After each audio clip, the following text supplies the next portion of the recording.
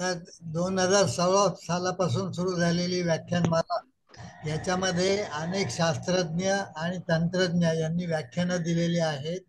उदाहरणार्थ जयंतराव नारळीकर आहेत, अनिल काकोडकर आहेत. तर याने नॅशनल वेव्ह याच्यावरती भाषण दिलेलं आहे.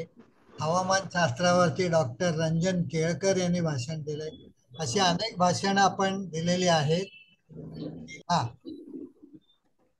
आजचं भाषण आपण कृत्रिम बुद्धिमत्ता हा जो सध्या बहुत चर्चेत असलेला विषय आहे आणि मराठी विज्ञान म्हणजे 2024 साली लोकसत्तेतल्या कुतूहल सदरासाठी सुद्धा हा विषय घेऊन त्याच्यावरती 260 छोटे छोटे लेख प्रसिद्ध करणार आहे. असा हा विषय.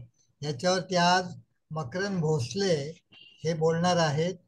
मकरंद भोसले हे रुपारेल कॉलेज व्हिजेट या ठिकाणी शिकले आणि नंतर त्याने 3 वर्ष अन्यत्र अभियांत्रिकी स्थापत्य अभियांत्रिकीची पदवी मिळाल्यावरती नोकरी केली. पण त्यानंतर ते व्हिजेटीआय मध्ये व्याख्याता म्हणून आले. 13 वर्ष व्हिजेटीआय मध्ये शिकवल्यानंतर त्याने महाराष्ट्र त्यावेळेला व्हिजेटीआय मध्ये महाराष्ट्रातील अभियांत्रिकी प्रवेश व्यवस्थेची घडी बसवण्यामध्ये त्यांनी महत्वाची भूमिका पार पाडली. संस्थेतील प्राध्यापकांच्या संघटनेत नेतृत्व करताना त्यांनी अनेक प्रलंबित प्रश्न मार्गी लावले. संगणक अभियांत्रिकीमधील अत्यंत विद्यार्थीप्रिय प्राध्यापक म्हणून त्यांचं नाव आहे.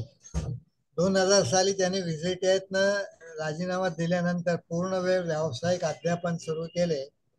विद्यालंकार, सद्गुरू, आविष्कार अशा अभियांत्रिकी शिक्षण देणाऱ्या अनेक नामवंत संस्थांशी ते जोडले गेले आहेत. शाळेतील मुलांना प्रयोगातून विज्ञान शिकवण्याच्या उद्देशाने मानसी राजाध्यक्ष यांनी स्थापन केलेल्या कन्सेप्ट अनलिमिटेड या संस्थेचे ते संस्थापक संचालक आहेत. बालमोहन विद्या मंदिरचे ते सध्या विश्वस्त आहेत. त्याने अनेक वर्तमानपत्रांमध्ये आणि मराठी विज्ञान परिषद पत्रिकेमध्ये लेख लिहिलेले आहेत. ते मराठी विज्ञान परिषदेच्या संपादक मंडळामध्ये आहेत. मराठी विज्ञान परिषदेतर्फे विश्वेश्वरय्या अभियांत्रिकी पुरस्कार दिला जातो, त्याच्या निवड समितीवर ते आहेत. मराठी विज्ञान परिषदेने अलीकडे आपलं संकेतस्थळ नव्याने सुरू केलं. त्याच्या रचनेमध्ये मकरंद भोसले यांनी भाग घेतलेला आहे. तेव्हा आता आपली नैसर्गिक बुद्धिमत्ता वापरून मकरंद भोसले यांनी कृत्रिम बुद्धिमत्तेवरती आम्हाला माहिती द्यावी अशी मी विनंती करतो. मकरंद भोसले. धन्यवाद अप्पा. कृत्रिम बुद्धिमत्ता हा आजकालचा एवढा महत्वाचा विषय समजला जातो आणि याच्याबद्दल बऱ्याच लोकांची वेगवेगळी मत आहेत. काही जणांना याच्याबद्दल कुतूहल आहे, म्हणतात ते आहे तरी काय, असा विचार करणारे बरेच जण आज इकडे आले असतील. काही जणांना भीती आहे. काही जण असं म्हणतात की याच्यामुळे नोकऱ्या जातील, याच्यामुळे भविष्यामध्ये खूप त्रास होणार आहे असं ऐकून आहे. आणि बऱ्याच जणांना उदासीनता पण आहे. आपल्याला काय करायचंय, हे काहीतरी हायटेक आहे, माझा या गोष्टीशी गाडीचाही संबंध नाही. तर या सगळ्या पद्धतीच्या, आणि आता मी काही जणांची पार्टिसिपंट बघत होतो, काही जण कृत्रिम बुद्धिमत्तेमध्ये चक्क काम करतात. ते कदाचित या कुतूहलाने आले असेल, हा सांगतो तरी काय बघूया. एआय वरती सध्या इंजिनिअरिंगची डिग्री आहे, म्हणजे 4 वर्ष विद्यार्थी फक्त कृत्रिम बुद्धिमत्ता शिकतो, आर्टिफिशियल इंटेलिजन्स शिकतो. आणि मला आपण सांगितलंय की 45 मिनिटात संपवायचंय आणि नंतर त्या 45 मिनिटांमध्ये मी जे काय बोलतो त्याच्यावरती बाकीचे प्रश्न विचारतील, त्याला उत्तरं द्यायची. मी प्रयत्न करतो या सगळ्या कुतूहल, भीती, उदासीनता सगळ्या प्रश्नांना उत्तर द्यायचा मी प्रयत्न करतो, फार टेक्निकॅलिटीमध्ये न जाता. सर्वात पहिला मुद्दा असा आहे की कृत्रिम बुद्धिमत्ता म्हणजे काय. आता माणूस हा एक बुद्धिमान प्राणी असा समजला जातो. खरं तर इतर सर्व प्राण्यांपासून त्याला वेगळं काढायचं असेल तर बुद्धी हेच आपलं व्यवच्छेदक हे आहे असं म्हणायला पाहिजे, लक्षण आहे. आणि माणूस एवढा स्वार्थी आहे की ते सगळं जग तो स्वतःसाठी वापरतो. म्हणून त्यांनी यंत्र बनवली आणि त्या यंत्रामधला सर्वात महत्वाचा शोध म्हणजे संगणकाचा निघाला. पण संगणक हा आपला गुलाम व्हावा अशी माणसाची धारणा होती. त्याने आपलं सगळं काम करावं, आपल्याला शहाणपणा शिकवू नये. त्यामुळे तो आयुष्यभर हुशार पण आज्ञाधारक नोकरच राहिला. आम्ही शिकवताना असं म्हणायचो की इज अ ब्रिलियंट इडियट. तो अत्यंत हुशार आहे कारण दिलेलं काम तो चोख पार पाडतो, पण तो इडियट आहे कारण त्याला कळत नाही आपण हे का करतोय. त्याला सगळं समजावून सांगावं लागतं, त्याला विचार करता येत नाही. आणि कृत्रिम बुद्धिमत्ता नेमकं हेच करते. यंत्राने माणसासारखा विचार करावा ही त्याच्या मागची भावना आहे. म्हणजे एका शब्दात सांगायचं असतं कृत्रिम बुद्धिमत्ता म्हणजे काय, तर यंत्राची बुद्धिमत्ता जिने माणसासारखा विचार करावा. आणि आपण ज्यावेळेला याच्यामध्ये यंत्र म्हणतो त्यावेळेला सर्वसाधारणपणे हा यंत्र म्हणजे संगणक. आजकाल संगणक सगळीकडे आहेत, म्हणजे वॉशिंग मशीन पासून गाडीमध्ये सगळीकडे आहेत. त्यामुळे सगळ्यांना ज्याला ज्याच्यामध्ये मायक्रो प्रोसेसर चिप आहे तो संगणक असं समजलं तर संगणक, नाही तर यंत्र. तर या यंत्राला स्वतःचा मेंदू देणं म्हणजे कृत्रिम बुद्धिमत्ता. आतापर्यंत आपण मी जसं सांगितलं की अचूक सांगकाम्यावरनं याला खराखुरा विद्वान बनवायचा हा प्रयत्न आहे. आता अचूक सांगकाम्या म्हणजे काय, तरी प्रोग्रॅमिंग हा जो काय प्रकार आहे संगणकाचं, आज्ञावली लिहिणं, त्याच्यामध्ये आपल्याला सगळ्या इन्स्ट्रक्शन्स द्याव्या लागतात. सगळ्या सूचना दिल्या तरच तो काम करतो आणि या सूचनांना म्हणतात अल्गोरिथम. छोट्या छोट्या गोष्टीला सुद्धा एक अल्गोरिथम असतो. या अल्गोरिथमच्या पलीकडे त्याला नेणं म्हणजे कृत्रिम बुद्धिमत्ता. एक उदाहरण घेऊया अल्गोरिथमचं. समजा रस्ता क्रॉस करून पलीकडे जायचंय, तर आपण लहान मुलाला शिकवतो ना रस्ता कसा क्रॉस करायचा. तसं जर आपण शिकवलं संगणकाला तर संगणकाला पण रस्ता क्रॉस करता यायला पाहिजे. पण शिकवायचं कसं, कारण माणसाला शिकवणं सोपं आहे, संगणकाला शिकवणं अवघड आहे. म्हणून प्रोग्रॅमिंगला किंमत आहे, म्हणून आज्ञावली लिहिणाऱ्यांना जास्त किंमत आहे. हेच उदाहरण घेऊया. आपण लहान मुलाला जर समजावून सांगायचं असेल की तू रस्ता क्रॉस कसा कर, आपण कधी सगळेजण कधीतरी लहान होतो आणि आपल्या आईने वडिलांनी कोणीतरी आपल्याला असंच समजावलं की डावीकडे बघ, उजवीकडे बघ, डावीकडे परत एकदा बघ आणि रस्ता क्रॉस कर. ह्या सूचना जर संगणकाला दिल्या तर 100% संगणकाचा अपघात होणार, 100%.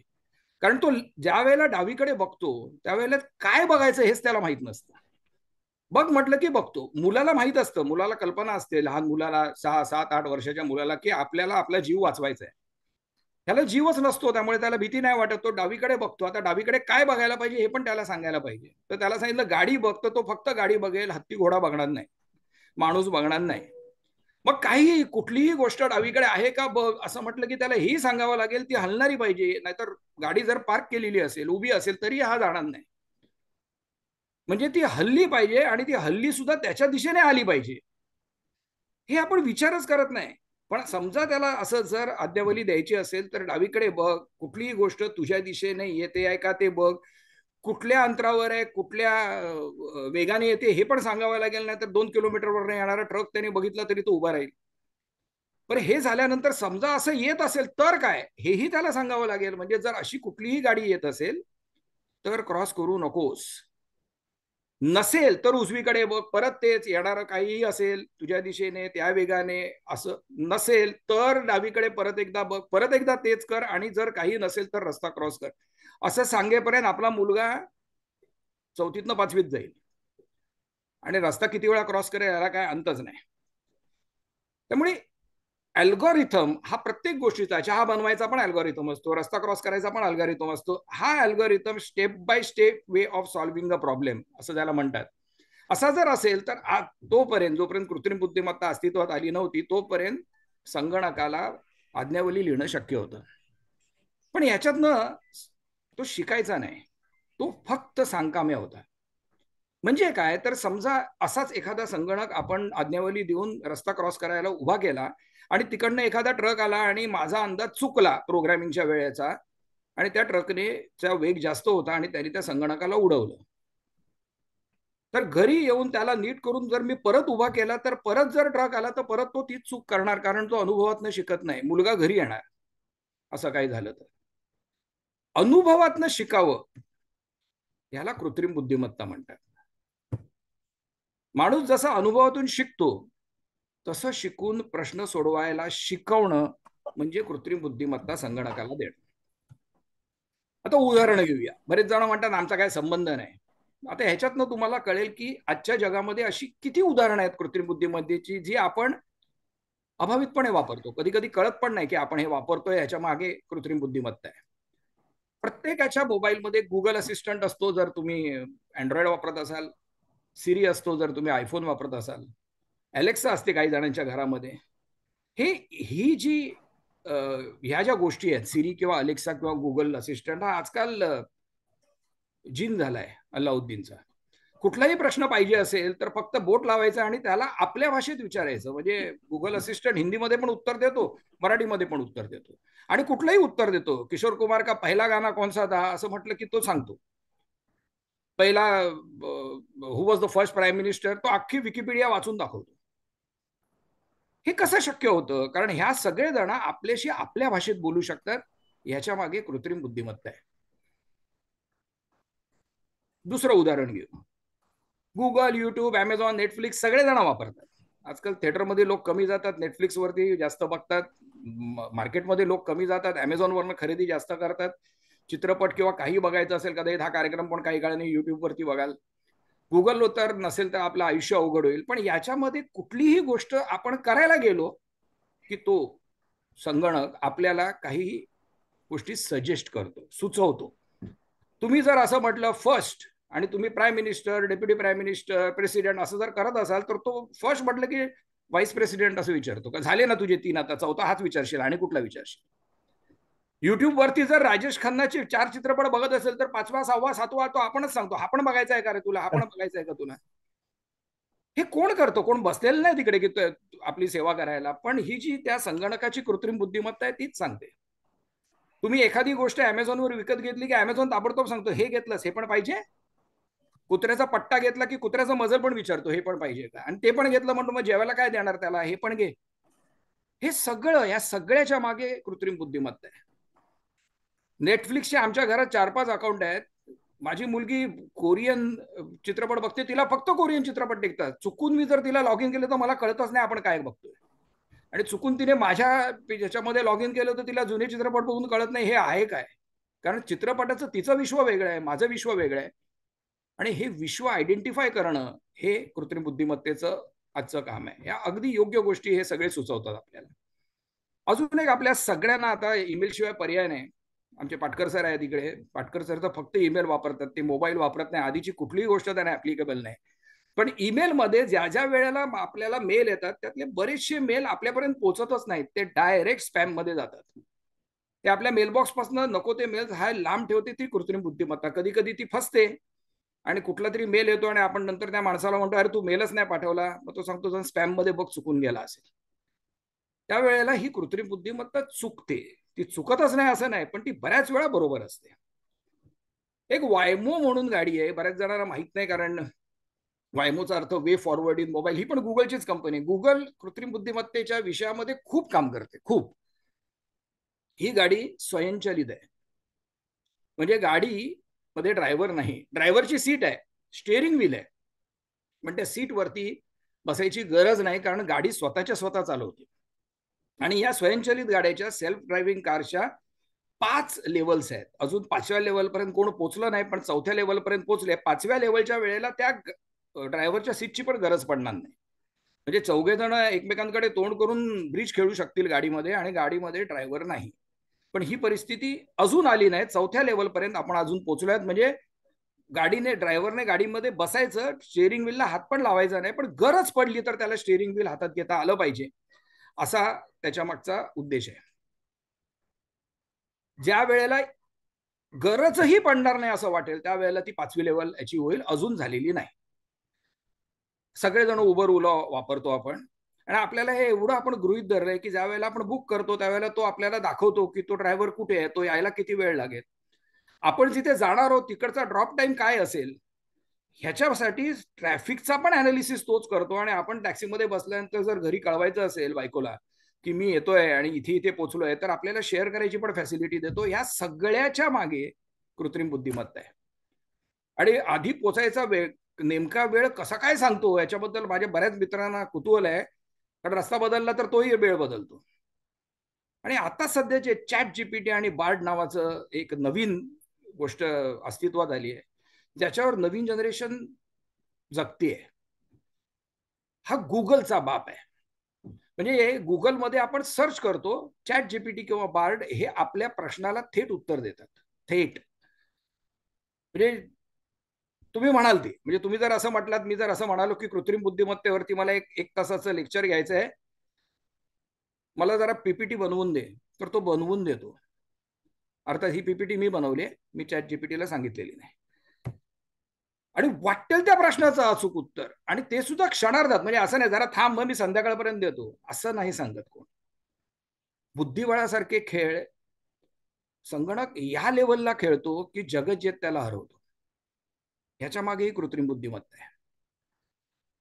वैद्यकशास्त्र, याच्यामध्ये आपण थोड्या वेळाने, वेळ मिळाला, 45 मिनिटच आहेत त्यामुळे वेळ मिळाला तर नक्की परत येऊ. वैद्यकशास्त्रामध्ये कुठलाही डॉक्टर निदान करू शकणार नाही एवढं अचूक निदान कृत्रिम बुद्धिमत्तेच्या माध्यमातून होऊ शकतं. आता इतिहासाकडे वळूया. ही फक्त उदाहरणं दिली मी तुम्हाला. आता याच्या इतिहासाकडे वळूया. हे कधी चालू झालं? सर्वात पहिली कृत्रिम बुद्धिमत्तेचा उगम झाला असं म्हणतात ते ॲलन ट्युरिंगने 1950 साली पहिल्यांदा प्रश्न विचारला की यंत्र हा विचार करू शकतो का? Can machines think? आणि असं म्हणतात की तिकडनं कृत्रिम बुद्धिमत्ता सुरू झाली, त्याचा उगम झाला 1950.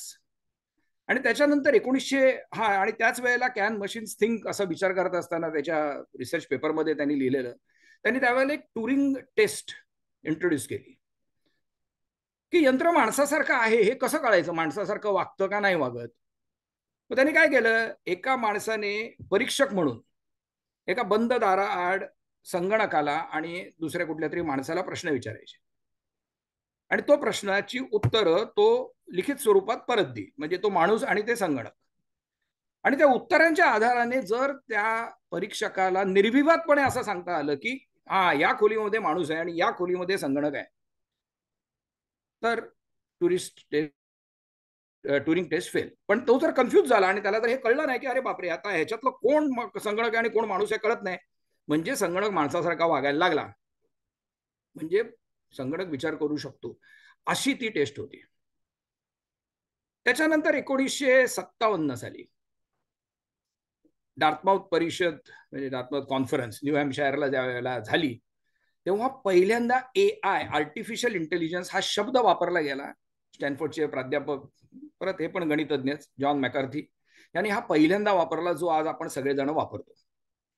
आणि 1966 साली एलिझा नावाची एक आज्ञावली लिहिली गेली.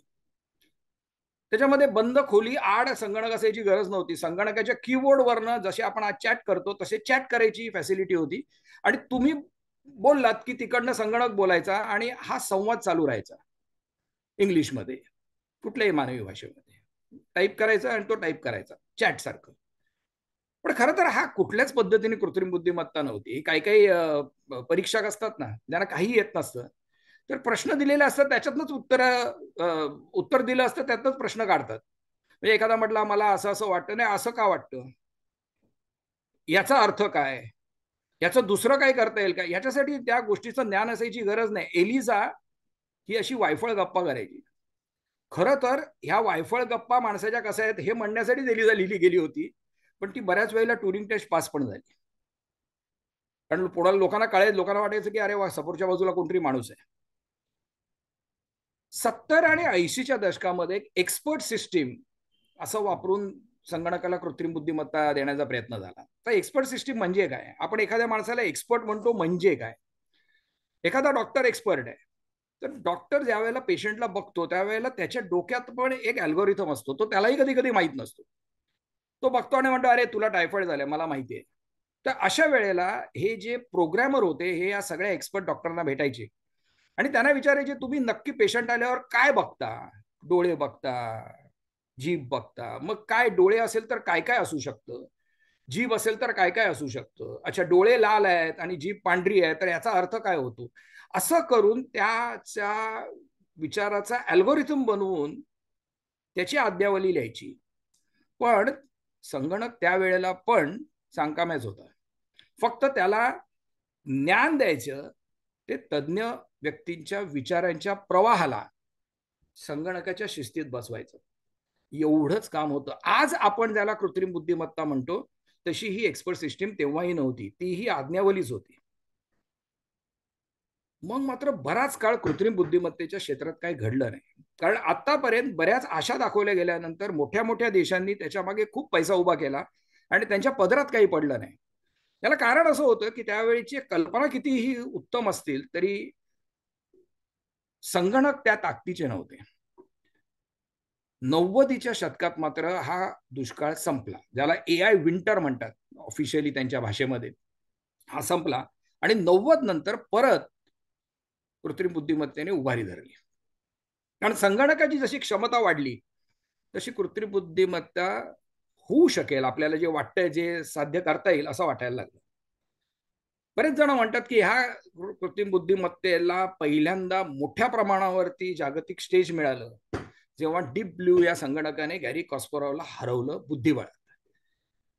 संगणकाला बुद्धी मिळाली का, याला एक सुंदर उत्तर होतं, बुद्धिबळात हरवलं म्हणजे बुद्धी मिळाली की नाही. बुद्धिबळ खेळायला बुद्धीचं बळच लागतं आणि जेव्हा जगज्जेत्याला आपण हरवतो त्यावेळेला ते बुद्धीचं बळ जगज्जेत्यापेक्षा मोठं आहे. म्हणजे संगणकाला बुद्धी आहे असा एक समज सर्वत्र पसरला. खरं सांगायचं तर आज आपण ज्याला कृत्रिम बुद्धिमत्ता म्हणतो ती बुद्धिमत्ता वापरून डीप ब्लू संगणकाने कॉस्परोवला हरवलं नाही. मगाशी जे सांगितलं ती एक्सपर्ट सिस्टीम वापरूनच हरवलं. त्याच्यामध्ये शेवटचे आणि सुरुवातीचे हजारो लाखो जेवढे डाव होते तेवढ्या सगळ्यांवरनं एक आज्ञावली बनवण्यात आली आणि त्या आज्ञावलीने गॅरी कॉस्परोवला हरवलं. बरेच जण हे विसरतात की 97 मध्ये 1997ला ज्यावेळेला त्याला हरवलं तेव्हा 96 मध्ये कॉस्परोवने डीप ब्लूला हरवलेलं. त्याच्याबद्दल कोण काय बोलत नाही. आणि नंतर 97ला संगणकाने कॉस्परोवला हरवलं. आता मुद्दा असा आहे की जर तुम्ही म्हणताय की एक्सपर्ट सिस्टीम मध्ये सुद्धा आज्ञावली नाही, आज्ञावलीच आहे, तर ती काय कृत्रिम बुद्धिमत्ता नाही. मग यंत्राला विचार करायला शिकवणार कसं. त्याला म्हणतात मशीन लर्निंग. यंत्राला शिकवणं, मशीन लर्निंग. कसं शिकतं मशीन, तर ही जी पुढची लाईन आहे ही फार महत्वाची आहे. हे सगळं डेटावरनं ठरतं. डेटा पाहून पॅटर्न रिकग्नाइज करायची ताकद संगणकामध्ये जेवढी आहे तेवढी माणसामध्ये नाही. जेवढा डेटा चांगला, जेवढा डेटा उत्तम, तेवढा तो पॅटर्न उत्तम रिकग्नाइज करून त्याप्रमाणे विचार करू शकतो. उदाहरण घेऊया, स्पॅम. आता मी मगाशी उदाहरण देताना असं म्हणालो की स्पॅम मध्ये आपले बरेच हे जातात, मेल जातात की जे आपल्याला नको असतात. आता हे स्पॅम डिटेक्शन होतं कसं, कसं करत असेल यंत्र. तर यंत्र तुमच्या मेलवरती लक्ष ठेवतं आणि असं बघतं की अरे कुठला मेल तुम्ही आल्यानंतर बघितला आणि वैतागून डिलीट केला. माहिती आहे त्यांना की हा तुमच्या ह्याचा नाही, कामाचा नाही. असे कामाचे नसलेले जेवढे मेल आहेत तेवढ्या सगळ्या मेलमध्ये काय पॅटर्न आहे. फक्त लिंक आली असेल तर हा घ्यायचा नाही. We are happy to introduce our sale घ्यायचा नाही. लोन कोण लिंक देत असेल घ्यायचा नाही. हे सगळं तो ठरवतो कारण तो पॅटर्न ओळखू शकतो आणि हा पॅटर्न ओळखला की तो त्याला उचलतो आणि फेकून देतो. खरं तर माणूस सुद्धा पॅटर्नच ओळखतो आणि कृत्रिम बुद्धिमत्तेमध्ये या डेटामधल्या पॅटर्न ओळखणाऱ्याला अनन्यसाधारण महत्व आहे. अख्खीच्या अख्खी कृत्रिम बुद्धिमत्ता जवळजवळ त्याच्यावरच अवलंबून आहे.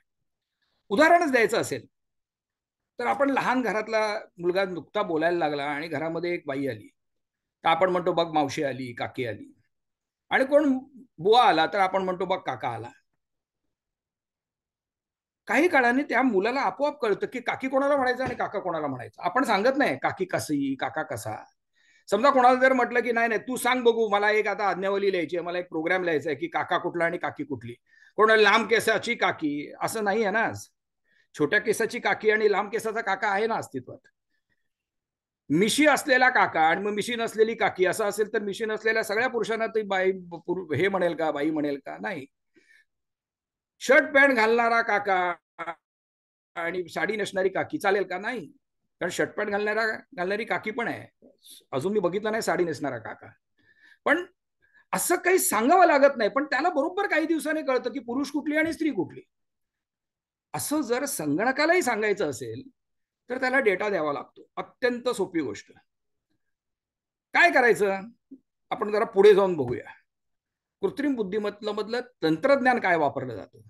पहिल्याला म्हणतात सुपरवाइज्ड लर्निंग, पर्यवेक्षित शिक्षण. म्हणजे काय, याला सुपरविजन लागतं. समजा हाच आपण एक प्रश्न घेऊया की पुरुष कुठला आणि स्त्री कुठला कशी ओळखायची. हे जर आपल्याला संगणकाला शिकवायचं असेल तर स्त्रियांचे जेवढे फोटो मिळतील तेवढे सगळे फोटो येऊन त्याला सांगायचे या स्त्रिया आहेत, आणि जेवढे पुरुषांचे फोटो मिळतील तेवढे सगळे घेऊन सांगायचे हे पुरुष आहेत. याला लेबल लावलं की ही स्त्री आणि हा पुरुष, की ते सुपरवाइज लर्निंग होतं. कारण आपण त्याला शिकवतोय या पद्धतीने. समजा मी 5 स्त्रियांचे आणि 5 पुरुषांचे फोटो टाकले तर शक्य आहे की तो नक्की चुकेल. पण मी 5 लाख स्त्रियांचे आणि 5 लाख पुरुषांचे वेगवेगळ्या, एकाच पुरुषाचे 5 लाख आणि एकाच स्त्रीचे 5 लाख नाहीत, वेगवेगळ्या पुरुषांचे स्त्रियांचे जगातल्या जर मी फोटो टाकले तर तो त्याला बरोबर कळतं. 5 लाख एकावा फोटो दिला की तो बरोबर सांगू शकतो की ही स्त्री आहे का पुरुष आहे, कारण तो पॅटर्न रिकॉग्नाइज करतो. पॅटर्न रिकॉग्निशन सेम असलं तरी अजून एक तंत्रज्ञान कृत्रिम बुद्धिमत्तेमध्ये वापरलं जातं, त्याला अपर्यवेक्षित शिक्षण म्हणतात, अनसुपरवाइज लर्निंग. त्याच्यामध्ये लेबल लावलं जात नाही. तेच 5 लाख पुरुष आणि 5 लाख स्त्रियांचे फोटो त्याला दिले जातात आणि एक शब्दही बोलला जात नाही. तोच ठरवतो की हा पॅटर्न वेगळा आणि तो पॅटर्न वेगळा. त्याला लेबल लावलं जात नाही. लेबल लावलं तर सुपरवाइज, लेबल लावलं नाही तर अनसुपरवाइज्ड. आता याचा अजून एक मगाशी उल्लेख झाला म्हणून त्याचाच पुढे जाऊन सांगतो. वैद्यकीय डेटा. असं समजा लक्षात घ्या, असं अज्युम करूया आपण उदाहरणासाठी, की अख्ख्या मुंबईमध्ये सगळ्या स्त्री पुरुषांचा वैद्यकीय डेटा गेल्या 10 वर्षाचा अवेलेबल आहे किंवा गेल्या 50 वर्षाचा अवेलेबल आहे. आता हे तुमच्या लक्षात आलं असेल, जेवढा जास्त तेवढं उत्तम. समजा 50 वर्षाच्या 3 पिढ्यांचा डेटा अवेलेबल आहे आणि हा डेटा जर संगणकाला दिला आणि अनसुपरवाइज लर्निंग आहे, म्हणजे त्यामध्ये कोणालाही लेबल लावलेलं नाही, जे आहे तो डेटा दिला, तर यातनं अशा गोष्टी निघू शकतात ज्या आपल्या कुठल्याही डॉक्टराच्या डोक्यात येऊ शकत नाहीत. उदाहरण देतो. संगणकाची जी ताकद आहे डेटा अनालिसिसची, त्याच्यामुळे तो असं म्हणू शकतो की वयाच्या 30व्या वर्षी मी असं बघितलं की ज्याची कोलेस्ट्रॉल लेवल रेंजमध्ये होती पण ती फार वरती होती, आणि त्याच वेळेला आणि कुठली तरी लेवल जी कमी होती, असे जेवढे लोक होते वयाच्या 30, त्यांना 50 मध्ये हा रोग झाला. हा डेटा आपल्या नजरेतच येऊ शकत नाही कुठल्याही डॉक्टरच्या, पण संगणकाच्या नजरेत येऊ शकतो. हा पॅटर्न तो आयडेंटिफाय करू शकतो, जो आपण करू शकत नाही. तिसरा, परिपोषित शिक्षण म्हणजे रेनफोर्स लर्निंग. रिइन्फोर्स म्हणजे काय? परत तेच उदाहरण घेऊया. 5 लाख पुरुष आणि 5 लाख स्त्रियांचे जर फोटो दिले आणि 10 लाख एकावा फोटो दिला, अजून एक 5 लाखावा 5 लाख 10 लाखावर तो शिकला आणि अजून एक त्याची परीक्षा बघायला अजून एक फोटो दिला आणि त्यांनी सांगितलं मुलगा आहे, आणि तो मुलगा आहे, तर बरोबर आहे. असे फोटो मी देत गेलो 100, 500, 1000, 2000, आणि 2000व्या फोटोला तो चुकला, तर त्याला सांगावं लागतं की बाळा इथे चुकलास हा. मग त्यालाही कळतं की आपलं पॅटर्न रिकॉग्निशन कुठेतरी चुकलं आणि तो सुधारतो. आपल्याला बऱ्याच वेळेला आपल्याला कळतं पण वळत नाही, त्याला कळतं पण कळवलं की वळतं पण. पुढच्या वेळेला अल्गोरिथम वापरताना तो त्याचीही काळजी घेतो आणि त्याप्रमाणे वागतो. आता तुमच्या लक्षात आलं असेल डेटाचं महत्व काय. डेटा म्हणजे सगळं काही आहे. डेटा वेगवेगळ्या पद्धतीने बघावा लागतो. हा गुणवत्तापूर्ण पाहिजे आणि पुरेसा पाहिजे. म्हणजे काय, परत तेच उदाहरण घेऊया. गुणवत्तापूर्ण पाहिजे म्हणजे सगळ्या पद्धतीच्या स्त्रिया, सगळ्या पद्धतीचे पुरुष, सगळ्या देशातल्या स्त्रिया, सगळ्या देशातले पुरुष, गावातल्या स्त्रिया, गावातले पुरुष, आदिवासी स्त्रिया, आदिवासी पुरुष, आफ्रिकेतले स्त्री, आफ्रिकेतले पुरुष, अमेरिकेत, असे सगळे पाहिजेत. नाही तर समजा आफ्रिका वगळली असेल तर पुढच्या वेळेला ज्यावेळेला तुम्ही त्याला आफ्रिकन फोटो दाखवाल तो स्त्री पुरुष सांगू शकणार नाही. त्याचं शिक्षण अवलंबून आहे हे त्याच्या क्वांटिटी आणि क्वालिटी ऑफ डेटा बद्दल. क्वांटिटी खूप पाहिजे आणि क्वालिटी ही खूप पाहिजे. म्हणजे एकाच माणसाचे 5 लाख फोटो असून चालणार नाहीत, एका स्त्रीचे असून चालणार नाहीत, वेगवेगळ्या वेशातले पाहिजेत, वेगवेगळ्या देशातले पाहिजेत, वेगवेगळ्या कपड्यातले पाहिजेत. हा जेवढा डेटा तुमचा जास्त तेवढा तो जास्त शिकणार. हे अगदी माणसासारखं आहे. एखाद्या माणसाने गावात गेलाच नाही कधी आणि 9 स्त्री समजा गावात जाऊन बघितली तर त्याला आश्चर्य वाटू शकतं की हे काय आहे. असं वाटू नये तर त्याला एक्सपोजर तेवढं द्यावं लागतं. तसंच इथे पण एक्सपोजर वरतीच सगळं चालतं. गुणवत्तापूर्ण आणि पुरेसा डेटा. हा एक अत्यंत महत्वाचा विषय आहे, निपक्षपाती डेटा. जसं माणसाचं आहे तसं संगणकाचं आहे. माणूस काही काही बाबतीमध्ये पूर्णपणे पक्षपाती असतो. तो देशाच्या बाबतीमध्ये असू शकतो, धर्माच्या बाबतीमध्ये असू शकतो, एकदम एकांगा विचार करू शकतो. मुस्लिम द्वेष खूप असू शकतो, ख्रिश्चन द्वेष असू शकतो, पाकिस्तान द्वेष असू शकतो. हे होतं कारण त्याला तसा डेटा दिला जातो त्या माणसाला. अगदी तसंच संगणकाचं होतं. तुम्ही जर संगणकाला तसाच डेटा दिला तर जसा माणूस चुकीच्या डेटावरती चुकीचा कन्क्लुजन काढतो, तसंच संगणक पण चुकीचा डेटा दिला तर डेटा हा सर्वमान्य वर्ड आहे म्हणून इंग्लिश शब्द वापरतोय, त्याला विदा म्हणतात, पण विदा बऱ्याच जणांना कळत नाही. त्यामुळे ती विदा ही निपक्षपाती असली पाहिजे, गुणवत्तापूर्ण पाहिजे, पुरेशी पाहिजे आणि निपक्षपाती असेल तरच आणि तरच तुम्ही कृत्रिम बुद्धिमत्तेकडनं निपक्षपातीपणाची अपेक्षा करू शकता. अजून एक अत्यंत महत्वाची गोष्ट, गोपनीयता आणि सुरक्षिततेची काळजी. आता या सगळ्या गोष्टीच आजचा काळजीचं कारण आहे. गोपनीयता आणि सुरक्षिततेची काळजी म्हणजे काय, दोन्ही एक एक एका वेळेला घेऊया. प्रत्येकाचा डेटा हा गोपनीय राखला गेला पाहिजे. म्हणून संगणकाच्या भाषेमध्ये एक बिग डेटा म्हणून हे आहे, शब्द आहे, की तो 10 लाख लोकांमधले किती लोक असं वागतात हे करण्यामध्ये जास्त रस आहे. 10 लाखातला प्रत्येक माणूस काय करतो हे बघायचं काम नाही. तुम्हाला शिकण्यासाठी इंडिव्हिज्युअल लेवलला जायचं नाही. तो बिग डेटा मोठ्या लेवललाच राहा आणि त्यातनं काय ते कन्क्लुजन काढा. कारण जसं मगाशी सांगितलं, वैद्यकीय डेटा समजा अख्ख्या भारताचा दिला कोणाकडे तर त्याच्यामधनं जशा चांगल्या गोष्टी निघतील तसं प्रत्येक माणसाचा गोपनीय डेटा पण त्या माणसाच्या हातात जाईल. म्हणून बऱ्याच वेळेला आधारच्या गोपनीयतेबद्दल शंका निर्माण केली जाते. कधीतरी ह्याचा क्रेडिट कार्डचा डेटा कुठेतरी गेला की सगळ्यांच्या पोटामध्ये हे होते, धडकी भरते. तसंच सुरक्षितता, तो डेटा एकीकडनं दुसरीकडे गेला, तो त्याच कामासाठी वापरला गेला पाहिजे, तो दुसऱ्या कामासाठी वापरला गेला तर गोंधळ होऊ शकतो. म्हणून डेटा सुद्धा नीट बघावा लागतो. एक पुढे जायच्या आधी आता संकुचित पहिलं हे बघूया, कृत्रिम बुद्धिमत्तेचे प्रकार. संकुचित किंवा नॅरो आणि वीक कृत्रिम बुद्धिमत्ता असं म्हणतात. खरं तर एवढीच बुद्धिमत्ता आता आज आपण संगणकाला देऊ शकलो. संकुचित कृत्रिम बुद्धिमत्ता म्हणजे काय, अशा पद्धतीची बुद्धिमत्ता असलेला संगणक एका वेळेला एकच काम करू शकतो. म्हणजे म्हणजे तो गाडी चालवू शकत असेल तो गाडी चालवू शकतो, तो ऑपरेशन नाही करू शकत. तो ऑपरेशन करू शकतो, तो खेळ नाही खेळू शकत. आता मगाशी जो उल्लेख झाला डीप ब्लूचा, आज अल्फागो नावाचं एक नवीन आज्ञावली यांनी लिहिलेली आहे गुगलने.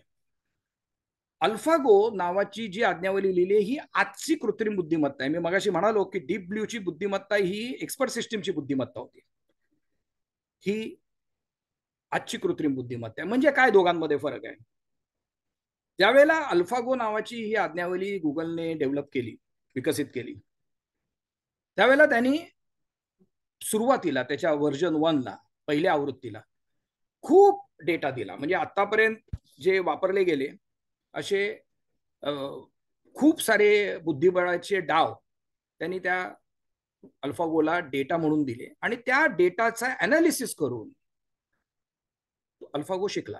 कोट्यावधी दिले खरं तर. पण त्याच्यानंतर ज्यावेळेला त्याची पुढची पिढी आली अल्फागो प्लस म्हणून, त्याच्यामध्ये त्याला एकही डाव भरला नाही. एकही डाव त्याला शिकवला नाही. त्याला बुद्धिबळाच्या मूलभूत खेळ्या दाखवल्या. अशा पद्धतीने बुद्धिबळ खेळला जातो. आणि ह्या आज्ञावलीला गुगलचा जो सुपर कॉम्प्युटर आहे, म्हणजे तो जगातला सर्वात पॉवरफुल कॉम्प्युटर आहे, त्याला जोडून दिलं. आणि त्या सुपर कॉम्प्युटरच्या मदतीने अल्फागो ही आज्ञावली स्वतःशीच खेळली आणि जगातले जेवढे काही बुद्धिबळाचे डाव आहेत ते सगळे खेळून झाले. त्यामुळे त्याला जगातला सगळा बुद्धिबळाचा डेटा मिळाला. आजच्या घटकेला असं म्हणतात, अल्फागो प्लसला जगातला कुठलाही माणूस हरवू शकत नाही. बुद्धिबळापेक्षाही कॉम्प्लिकेटेड असा एक गेम आहे, अधिक किचकट असा गो नावाचा एक गेम आहे जो चायनामध्ये खेळला जातो. त्याच्या पण सुरुवातीला 3 कोटी खेळ्या त्याला भरवल्या गेल्या आणि मग तो खेळायला लागला. आजच्या अल्फागो प्लसने जो बुद्धिबळ पण खेळतो, गो पण खेळतो आणि दोन्ही गोष्टीमध्ये जगत जेत आहे, त्यांना एकही खेळी भरवली गेली नाही. तो स्वतःच स्वतःशी खेळला सगळा डेटा स्वतःच जनरेट केला, तो सगळा स्वतःच पचवला आणि आता म्हटलं तू जगातला कुठलाही माणूस येऊ दे, मी हरणार नाही. जिंकेल का माहित नाही, ड्रॉ होईल. जसं आपण तुमच्यातले सगळेजण फुल्लीगोळा कधीतरी खेळले असतील, जरा लक्ष असेल तर तुम्ही फुल्लीगोळ्यामध्ये हरत नाही. जिंकणार कदाचित नाही, पण हरत नक्की नाही. तसं ही संकुचित किंवा नॅरो वीक बुद्धिमत्ता आजच्या घटकेला अत्यंत विकसित झालेली आहे. बऱ्याच क्षेत्रामध्ये संगणक हा मानवाच्या वरती गेलाय, जिथे जिथे डेटा अनालिसिसचा भाग येतो. ह्याची पुढची पायरी आहे सर्वसाधारण जनरल किंवा स्ट्रॉंग बुद्धिमत्ता. ही बुद्धिमत्ता म्हणजे माणसाची बुद्धिमत्ता. आज माणसाला बुद्धिबळ पण खेळता येतो आणि गाडी चालवता येते आणि त्याच्याबरोबर अनेक कामं करता येतात. संकुचित बुद्धिमत्तेमध्ये यातल्या एकाच गोष्टीमध्ये संगणक तज्ज्ञ होतो, बाकीच्या गोष्टीमध्ये तज्ज्ञ होत नाही. ज्या वेळेला एकच संगणक अशी बुद्धिमत्ता डेव्हलप करू शकेल, विकसित करू शकेल की जो बऱ्याच संकुचित बुद्धिमत्तेचं एकत्रीकरण असेल आणि माणूस जे जे काय करू शकतो ते ही कृत्रिम बुद्धिमत्ता करू शकेल, असं होईल, त्यावेळेला आपण सर्वसाधारण बुद्धिमत्ता, सर्वसाधारण कृत्रिम बुद्धिमत्तेचा विकास केला असं म्हणू शकतो. आणि ह्याची खूप भीती आहे आजच्या घटकेला. आणि ह्याच्या पुढची जी बुद्धिमत्ता आहे त्याला सुपर बुद्धिमत्ता म्हणतात, सर्वांगीण बुद्धिमत्ता. खरं सांगायचं तर आतापर्यंत जर तुम्ही नीट ऐकलं असेल तर तुमच्या लक्षात येईल, ज्या वेळेला सर्वसाधारण बुद्धिमत्ता होईल ना, ती सर्वांगीणच असणार आहे. कारण संकुचित बुद्धिमत्तेमध्ये मानवावरती संगणकाने कधीच मात केली आहे. एकेका गोष्टीमध्ये ज्या वेळेला तुम्ही सगळे एकत्र कराल आणि म्हणाल आता ना ह्या संगणकाकडे ह्या सगळ्या संकुचित बुद्धिमत्तांचं सार आलेलं आहे, त्यावेळेला ती सर्वसाधारण बुद्धिमत्ता सर्वांगीणच असणार आहे. आणि ह्याच्याबद्दल खूप तज्ज्ञांच्या मनामध्ये खूप भीती आहे. अगदी स्टीफन हॉकिंग्स पासनं टेस्लाचा, काय टेस्लाचं नाव, जो उद्गाता आहे त्याचं, सगळ्या मोठ्या मोठ्या लोकांचं याच्याबद्दल खूप ऑब्जेक्शन आहे.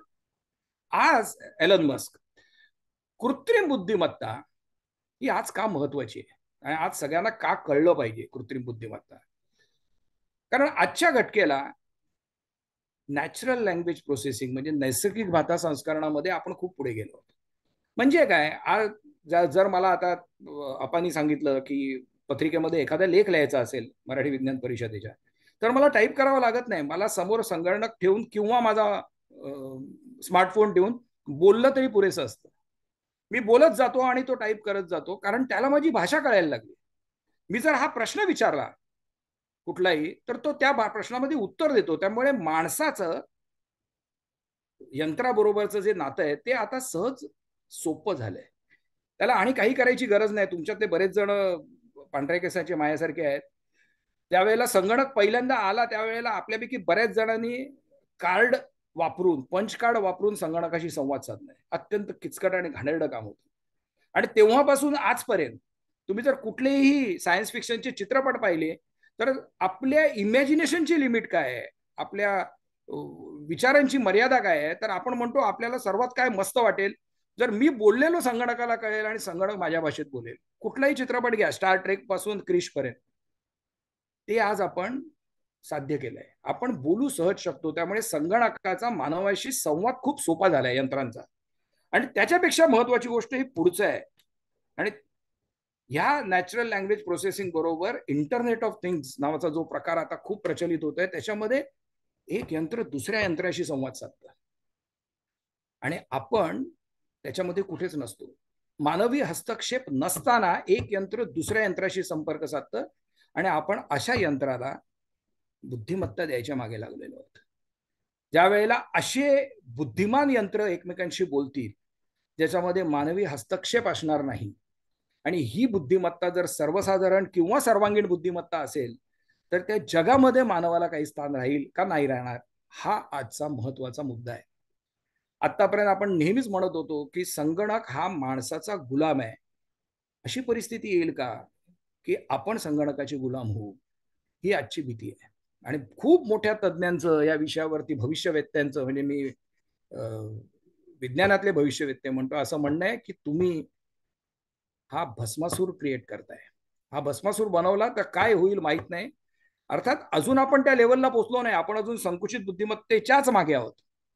पण एवढंच करू शकलो आहोत परंतु आपण हे खूप लांब नाही आहे की आपण सर्व साधारण बुद्धिमत्ता किंवा सर्वांगीण बुद्धिमत्ता मिळवू आणि इंटरनेट ऑफ थिंग्स आणि सर्वांगीण बुद्धिमत्तेने जे जग होईल ते जग आपल्या कामाचं असेल का आपण त्याच्या कामाचे नसू हे माहीत नाही.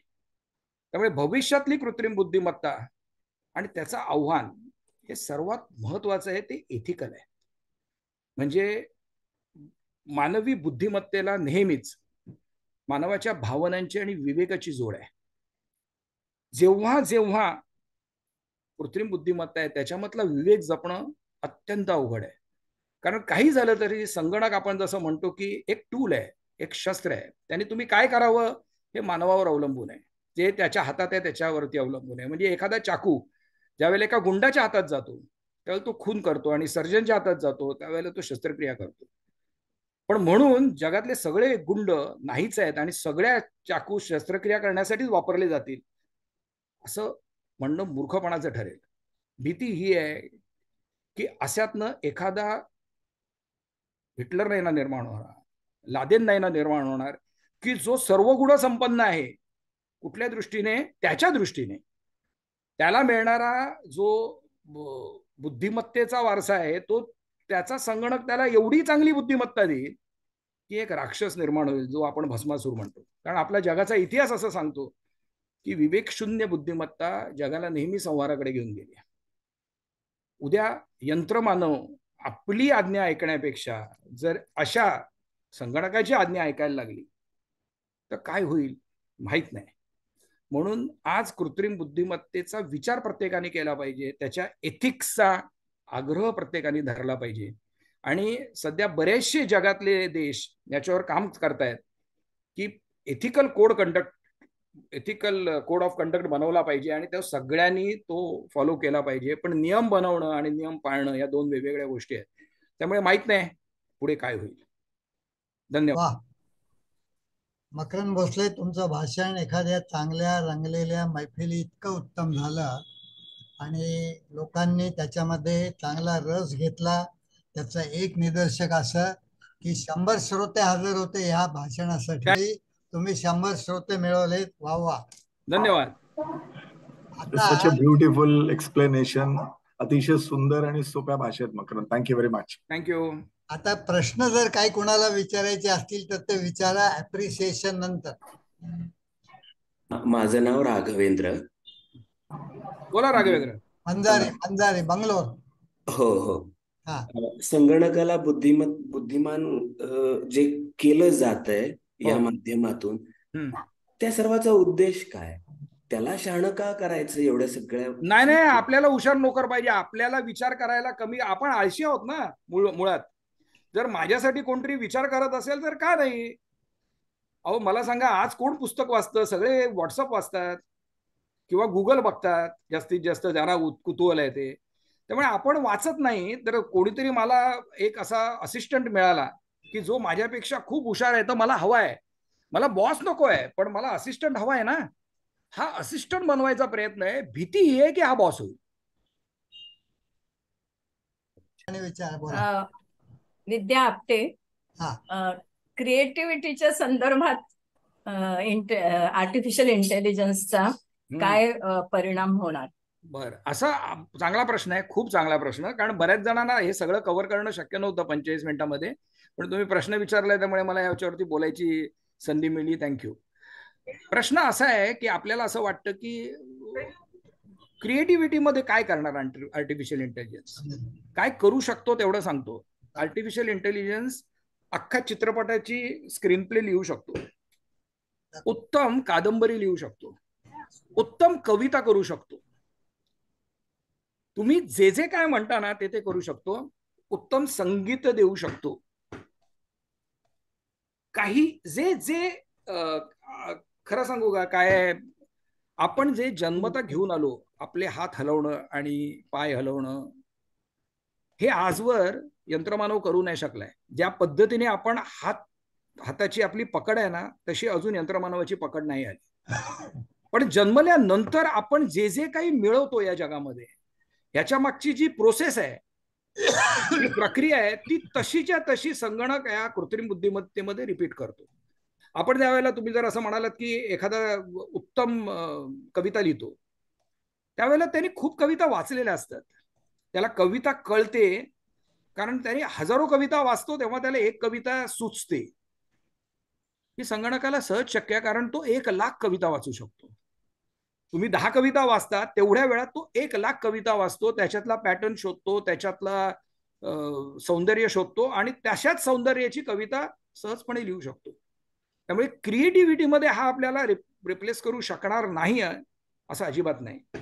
कृत्रिम बुद्धिमत्ता आपल्याला क्रिएटिव्हिटीमध्ये पण सहज रिप्लेस करू शकेल. पण त्यामुळे हे स्टँडर्डाइज नाही का होऊन जाणार? नाही होणार. असं आपण म्हणतो का मराठीमध्ये एवढे कवी होऊन गेले, माडगुळकरांपासून अगदी गुरु ठाकूरांपर्यंत सगळे स्टँडर्डाइज आहेत का? नाही, प्रत्येकाची स्टाईल वेगळी आहे. कशी त्याची पण स्टाईल वेगळी असणार, तो वेगळ्या स्टाईल नाही लिहिणार. तुम्हाला अजून एक गंमत सांगतो, म्हणजे कृत्रिम बुद्धिमत्ता काय पद्धतीला गेली आहे. समजा तुम्ही चॅट जीपीटी मध्ये जाऊन असं म्हणालात ना की मला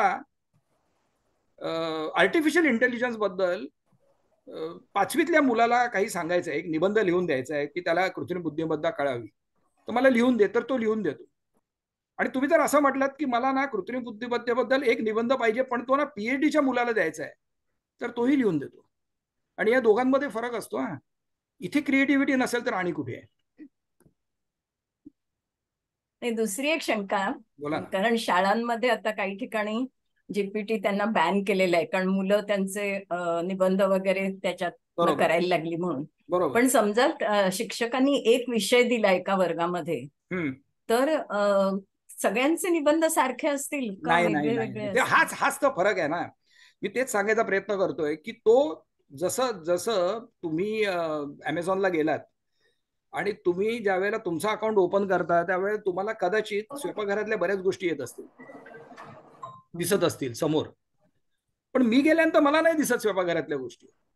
मला तो वेगळ्या गोष्टी दाखवतो, काहीतरी दुसऱ्या कोणाला तरी वेगळ्या गोष्टी दाखवतो. त्यामुळे इट इज इंडिव्हिज्युअलिस्टिक. प्रत्येक माणसाचा स्वभाव बघून त्याचं चॅट जीपीटी बरोबरचं असलेलं इंटरॅक्शन बघून चॅट जीपीटी ठरवतो की या माणसाला काय उत्तर दिलं पाहिजे. त्यामुळे अगदी शक्य आहे की चॅट जीपीटी वापरून सुद्धा जर सगळ्यांनी निबंध बनवले, सगळ्यांनी, प्रश्न विचारायची पद्धत वेगवेगळी असल्यामुळे आणि त्याच्या त्या वेळेपर्यंत असलेलं त्याच्याबरोबर असलेलं इंटरॅक्शन पण वेगवेगळं असू शकतं. Absolutely correct. So it generates the data itself. Yes. मला प्रश्न विचारायचा आहे. हा, बोला ना. हो, सांगा. मीनल कातर्णीकर, मुंबई युनिव्हर्सिटीमध्ये फिलॉसॉफी शिकवते आणि आमच्याकडे फिलॉसॉफी ऑफ कॉन्शियसनेस मध्ये आर्टिफिशियल इंटेलिजन्स हा फार महत्वाचा इश्यू, आम्ही चर्चा त्याच्यावरती करतो. तर तुम्ही आता जे खूपच सुंदर झालं तुमचं व्याख्यान आणि अगदी सोप्या भाषेत मलाही त्याच्यामध्ये ज्या अडचणी होत्या त्या समजल्या. पण मला असं लक्षात आलं की कॉग्निशनच्या अंगाने हे जास्त पुढे गेलेलं आहे, म्हणजे बुद्धिमत्ता. बरोबर. ऑब्व्हियसली तुम्ही तो शब्दच वापरलाय. हो. पण कॉन्शियसनेस वरती याचा काय परिणाम आहे हा एक प्रश्न आहे. आणि दुसरं त्याच्यामधून येणारा पुढचा म्हणजे एथिकल इश्यूज आहेत त्याच्यामध्ये. परफेक्ट. म्हणजे आज आता आपण बघतोय की ज्यांनी अणुबॉम्ब बनवला त्यांना पश्चाताप झाला, किंवा म्हणजे हे काय केलं मी मानव जाती बरोबर, किंवा आता सुद्धा एक रिसेंट अशीच घटना घडली. आणि असं होऊ शकेल ना काही काळानंतर की एआय जे डेव्हलप करतायत किंवा त्याच्यामध्ये जे सगळेजण इन्व्हॉल्व्ह आहेत, तो असा एक भस्मासुरच होणार आहे. म्हणजे हे खरोखर मानवजातीच्या कल्याणासाठी आहे की नाही. पण पहिला प्रश्न मला जास्त म्हणजे हा तर आहेच, त्याच्यावरती मला जास्त आवडेल ऐकायला. तुमच्या प्रश्नाचं उत्तर खरं तर कोणाकडेच नाहीये. कॉन्शियसनेस जर आपण संगणकाला देऊ शकलो तर आपण त्याला मानव बनवू शकू, पण मानवामध्ये पण सैतान आहेतच की. हा सैतानाच्या हातामध्ये हे जर टूल गेलं, हे टूल आहे शेवटी. बरोबर. आणि असंही एक काउंटर आहे याला की मानवाकडे जी सत्ता लालसा आहे ती यंत्रात असायचं कारण नाही. त्याला भारत, पाकिस्तान, बांगलादेश एकत्र नकोच आहे, तो ओळखतच नाही. भारत, बांगलादेश, पाकिस्तान आपण बनवलंय, यंत्राला कुठे काय कळतं. पण त्याच्यावर राज्य करावं ही लालसा मानवी आहे. ही लालसा संगणकाची किंवा यंत्राची असेल का माहित नाही. म्हणूनच तुम्ही जे आता म्हणालात की ओपनहायमर सारखं उदाहरण आहे की ज्याने अणु बॉम्ब बनवला तो पस्तावला, असं म्हणायला हरकत नाही. हे पस्तावायच्या आधीच सांगतायत या क्षेत्रामध्ये सर्वात मोठा माणूस जो आहे तो टेस्लाचा उद्गाता मस्क, तो स्वतः सांगतो. स्टीफन हॉकिंग सारखी माणसं सांगतात की हा भस्मासूर आहे, सांभाळा. पण दुर्दैवाने काय आहे, हे जे शास्त्र आहे हे सगळ्यांना उपलब्ध आहे. तर सगळेजण असं म्हटले की आम्ही नाही वापरत जा, आम्ही नाही वापरत जा, आम्ही नाही वापरत. कोणतरी एक वेडा वापरायचा आणि गोंधळ घालायचा. म्हणून सगळे वापरतायत आणि सगळे एकमेकांना सांगतायत नीट वापर, नीट वापर. म्हणून बऱ्याचशा मोठ्या मोठ्या देशांमध्ये एथिकल कमिटीज फॉर्म झाल्यात की एथिक्स फॉलो केलेच पाहिजेत. हे सगळ्यांना कळलंय की हा भस्मासूर आपण बनवतोय, हा कंट्रोलमध्ये ठेवायचा प्रयत्न आहे. तसा भस्मासूर आपण ऍटम बॉम्बच्या, हायड्रोजन बॉम्बच्या ह्याने बनवलाय ना, पण अजून आहे ना कंट्रोलमध्ये, अजून कोणी फोडलेले नाहीत. तसाच हा पण बनवलेला भस्मासूर कंट्रोलमध्ये राहील एवढी आशा आपण करू शकतो. पण तुम्ही म्हणाल्याप्रमाणे हा भस्मासूर होणार याच्याबद्दल सगळ्या तज्ञांना खात्री आहे. कॉन्शियसनेस आपण दिला तरी कदाचित काही संगणक कॉन्शियस असतील आणि काही नसतील, मग अजून गोंधळ होईल. म्हणजे हा परत देव आणि दानव असा काहीतरी तो जसा पूर्वी पुराणात होता तसाच प्रकार व्हायची शक्यता आहे. दोघांकडे ताकद आहे, दोघांची इच्छा फक्त वेगवेगळ्या आहेत, दोघांच्या लालसा वेगवेगळ्या आहेत. मकरंद. ओके, धन्यवाद. धन्यवाद. मकरंद. हा, पाटकर बोलतोय. बोला सर. हा, मुख्य प्रश्न असा आहे की कॉन्शियसनेसलाच आपली परिभाषा बरोबर नाही ना. कॉन्शियसनेस कशाला म्हणायचं हेच आपल्याला माहित नाहीये. त्यामुळे ती संगणकाला देणं ही नंतरची गोष्ट आहे. बरोबर बरोबर. त्यामुळे आता जो मिनल ताईंनी विचारलेला प्रश्न आहे ना, त्यांना पहिले फिलॉसॉफी आणि बाकीच्या विषयातनं कॉन्शियसनेस प्रिसाइजली काय, म्हणजे आता नोबेल प्राइज मिळणारा संगणक झाला तर त्याला तेवढाच आनंद होईल का जेवढा आपल्याला होईल. म्हणजे हा जो आनंदाची कॉन्शियसनेस आहे बरोबर, ही त्याला कशी देता येईल, कारण आपल्यालाच माहित नाही हे आनंद म्हणजे आपला कॉन्शियसनेस कसा आहे. त्यामुळे हा जो एक अडथळा आहे तो क्रॉस करायला खूप वेळ लागणार किंवा करता पण येणार नाही. सुरुवातच नाही होऊ शकत. जसं तुम्ही म्हणालात, जर डेफिनेशनच नाही तर त्याच्यावर डिस्कशन कसं होऊ शकेल. प्रत्येकाची डेफिनेशन कॉन्शियसनेस करता वेगवेगळीच आहे की. त्यामुळे ते शक्य होत नाही ना. त्यामुळे एखादी हा भस्मासूर तसा निर्माण होणार नाही. मिनलताई, तुमच्या प्रश्नाला अजून एका उदाहरणाने उत्तर देतो. मगाशी जी स्वयंचलित गाडी म्हटलं, सेल्फ ड्रायव्हिंग कार, या गाडीच्या समोर 80 वर्षाचा म्हातारा आला आणि एक 5 वर्षाचा मुलगा आला आणि त्याला ऑप्शन आहे ह्याला उडवायचं किंवा त्याला, आणि तिसरा ऑप्शन नाही, त्याला ठरवता येणार नाही. माहित नाही ना. खरं तर मलाही नाही ठरवता येणार. तर तो कसा ठरवणार. तर हे आहेच. म्हणजे आता आपण म्हणजे खरंच फिलॉसॉफिकल लेवलला जायला लागलोय, पण तंत्रज्ञानाच्या लेवलला आपल्याला सगळ्यांनी हे मान्य केलेलं आहे की आपण भस्मासूर बनवतोय खरा. तुमच्या पाटकर, होय होय, पाटकर सर आता जे म्हणाले तो एक फार महत्वाचा मुद्दा आहे की कॉन्शियसनेसची परिभाषा. आणि आतापर्यंत तरी तो विज्ञानाच्या कवेत आलेला विषय नाही असं एकूण दिसतंय. आणि म्हणून ते एआयच्या संदर्भात ते अजून क्षेत्र असं कदाचित ग्रे एरिया राहिलेला आहे. तो ज्या दिवशी आपण व्याख्या करू त्या दिवशी ते संपेल. भस्मासुराला काही अंतच नाही. मग so biologically the brain is similar for everyone, right, but it behaves or thinks differently based on its individual. आपण ज्याला संस्कार म्हणतो, आपण ज्याला संगत म्हणतो, तसंच आहे ते. अगदी तसंच आहे. अगदी बरोबर.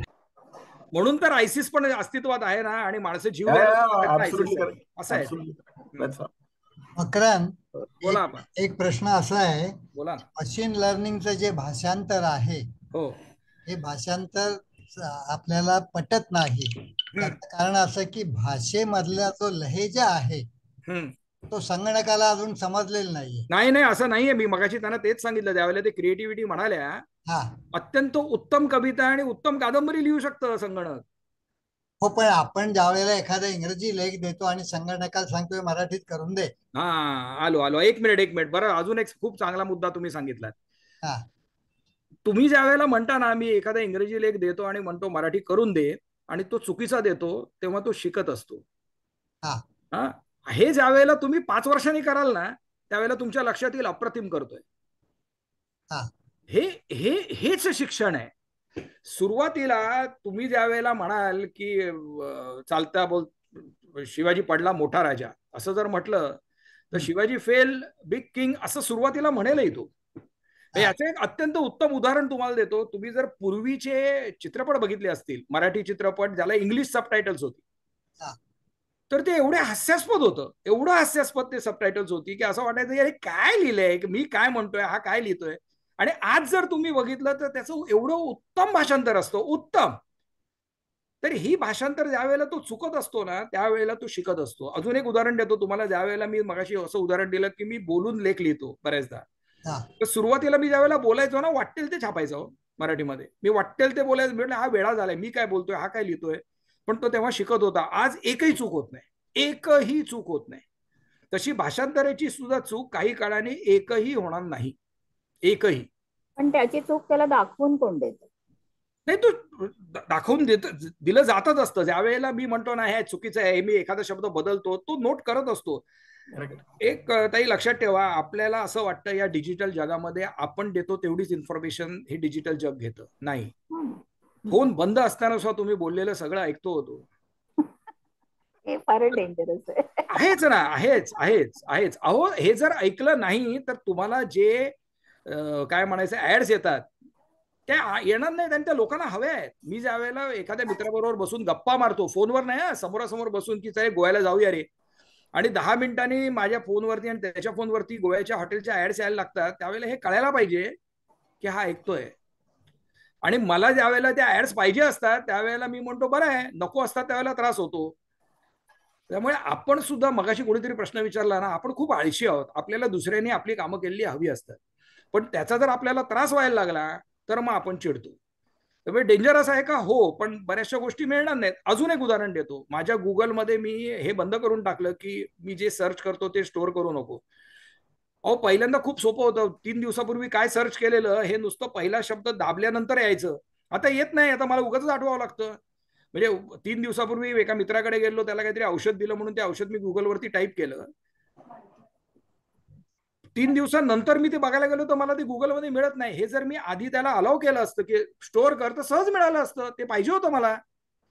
तर आपण सुद्धा हळूहळू याचे गुलाम होत जातो, या सवयींचे. आणि मग आपण म्हणतो की अरे माझं सगळं काय ऐकतोस. माझं उलट म्हणणं आहे, ऐक ना, मी कुठे जेम्स बॉन्ड आहे की मी काहीतरी देशाविरोधी किंवा काहीतरी माझ्याकडे हाय क्लासिफाईड इन्फॉर्मेशन आहे किंवा माझ्या ह्याच्यामध्ये संगणकामध्ये किंवा मोबाईलमध्ये काहीतरी भयंकर आहे. असू दे ना, काय आहे ते, हे सगळ्यांनी बघा, काही प्रॉब्लेम नाही. आणि सगळ्या इन्फॉर्मेशन वरनच आपल्याला माहिती कळते. आज आपल्याला गुगल ज्या वेळेला दाखवतो ना की हा रस्ता ब्लॉक आहे, कसं दाखवतो? तिकडे असलेल्या सगळ्या संगणकामधनं सिग्नल जातो की मी एकाच जागेवर बराच काळ उभा आहे, त्यावेळेस त्याला तो लाल दाखवतो मॅपमध्ये की इथे ट्रॅफिक जाम आहे. हे खोटं आहे की तो सॅटेलाइट वरनं वगैरे काय बघतो? काही सॅटेलाइट वरनं बघत नाही.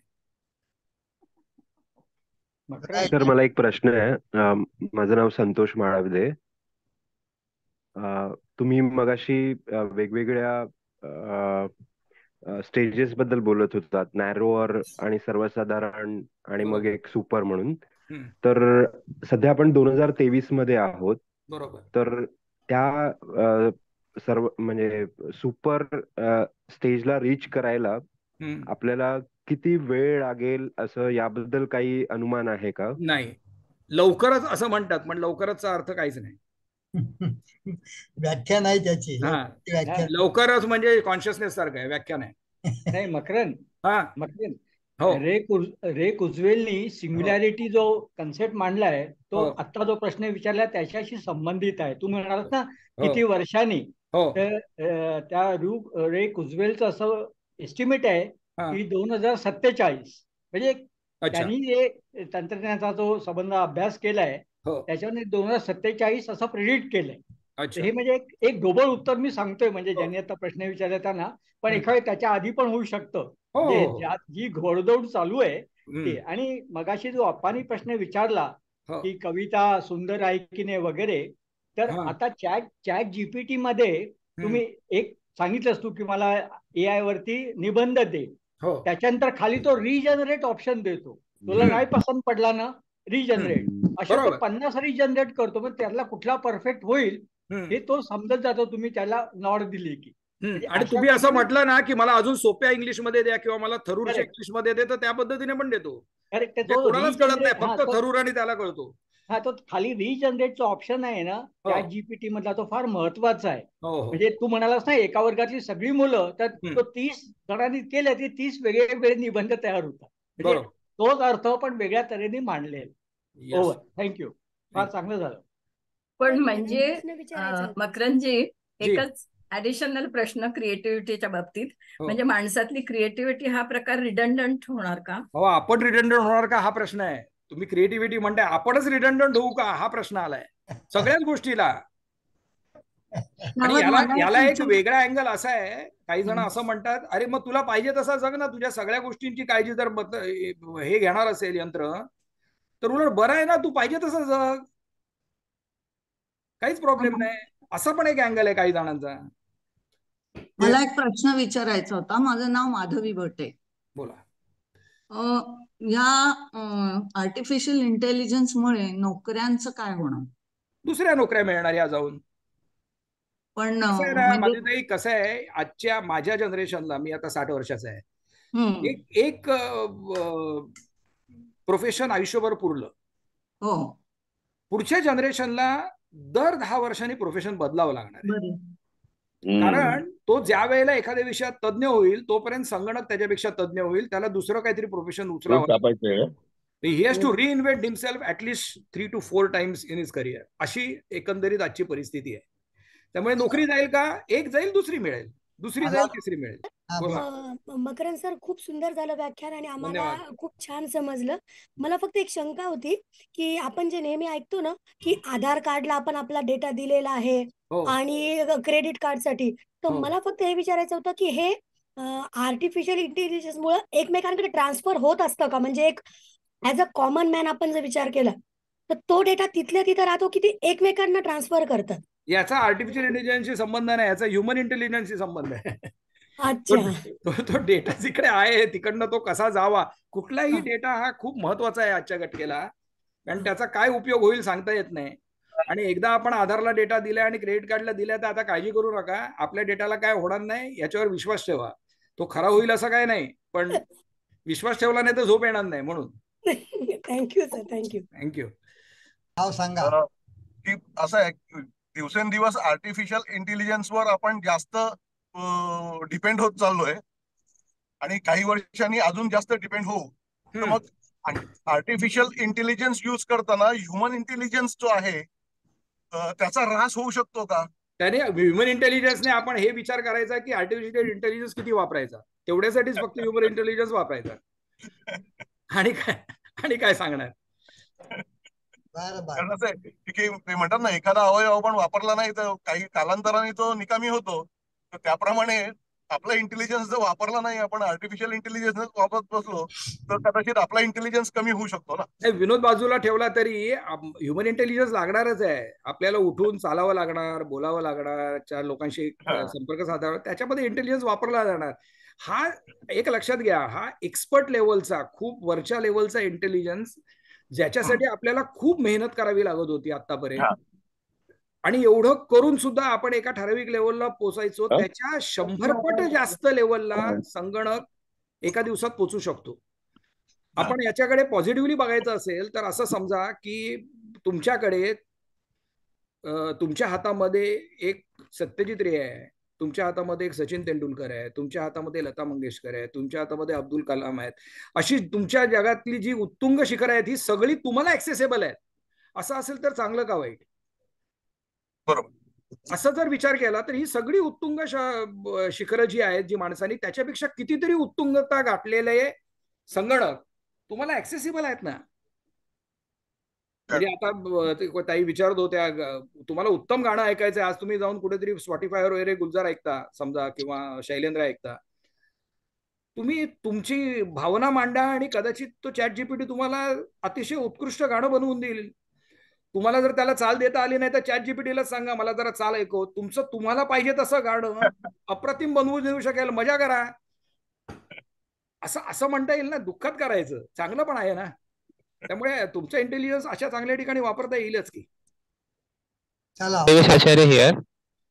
बोला. सर, ते ChatGPT मध्ये आपल्याला आन्सर्स मिळतात, आपण काय टाईप केलं क्वेश्चन्स तर ते आन्सर कोणतरी ह्युमननीच फेच केले असते ना, त्याला कमांड देऊन. आतापर्यंत मी बोललेलं सगळं वेस्ट गेलं. There is no human intervention in this. त्याच्यामध्ये काहीही माणसाचा संबंध नाही. त्याच्याकडे असलेल्या सगळ्या डेटाचा अनालिसिस करून माणूस जसं उत्तर लिहू शकतो तसा विचार करून तो उत्तर लिहितो. याच्यामध्ये माणसाचा हे नाही. Okay okay sir.